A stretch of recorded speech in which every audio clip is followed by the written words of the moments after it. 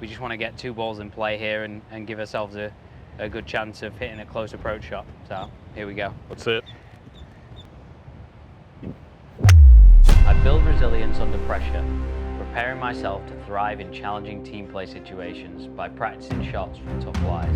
Embrace the challenge, stay composed, and make every shot count so you can elevate your team when it matters most.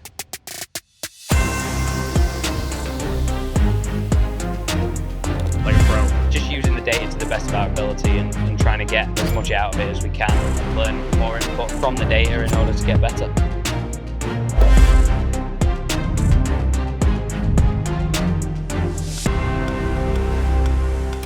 All right, Matt, you're heading to New York this week, international team event. What do you think is going to be different about this setup versus how it was in Rome a few years ago where Team Europe walked away victorious? Yeah, it's going to be interesting. I think the golf courses in the past have kind of been a bit wider, not as narrow, shorter rough, and a little bit more scoreable, whereas obviously in Europe it's a little bit more of a grind. So yeah, it's definitely going to be different to what we're used to, and hopefully we can adapt. When we look at this course, hosted a major back in 2019, 50% of the shots came from outside 175 yards, and almost 20% of those shots came from 200 to 225.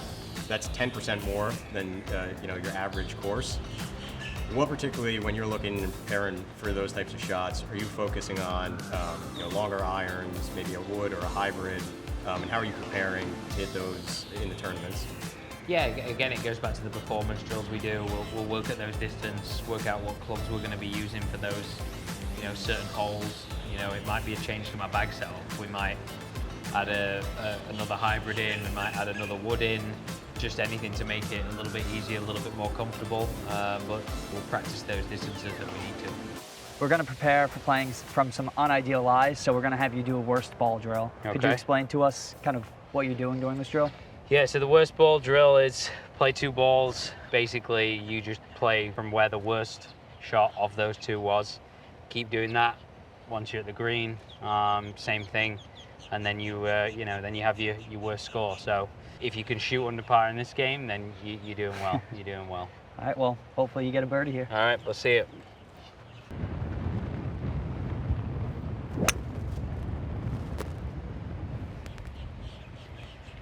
Not the finest.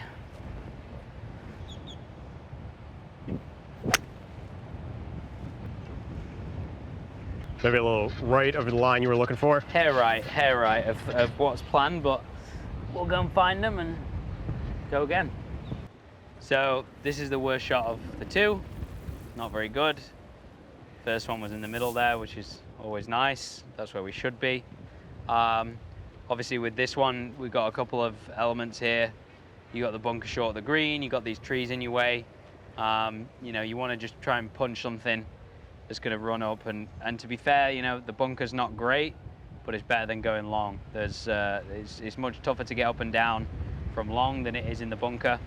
So here what we'll try and do is we'll try and play something low and punch under these trees, try and bounce it just short of the bunker. If it can get through the bunker, amazing. If it doesn't, we know we've left ourselves an easier up and down opportunity than hitting it long and trying to go more aggressive. So yeah, just going to try and punch it under the trees here, give myself a good look at an up and down from the bunker. We'll go from there.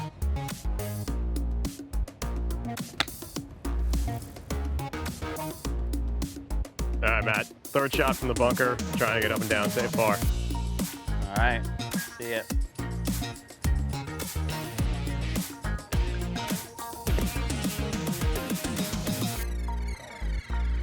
Oh. I'll give you that one. Great shot there on the first one. Let's see if you can one-up yourself.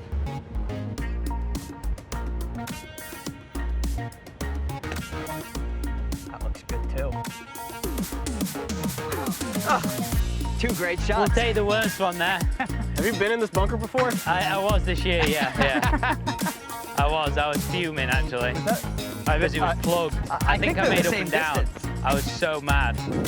I think we'll give you both those. Thank you, thank you. All right, 8 par, and we go, Matt. Not too bad.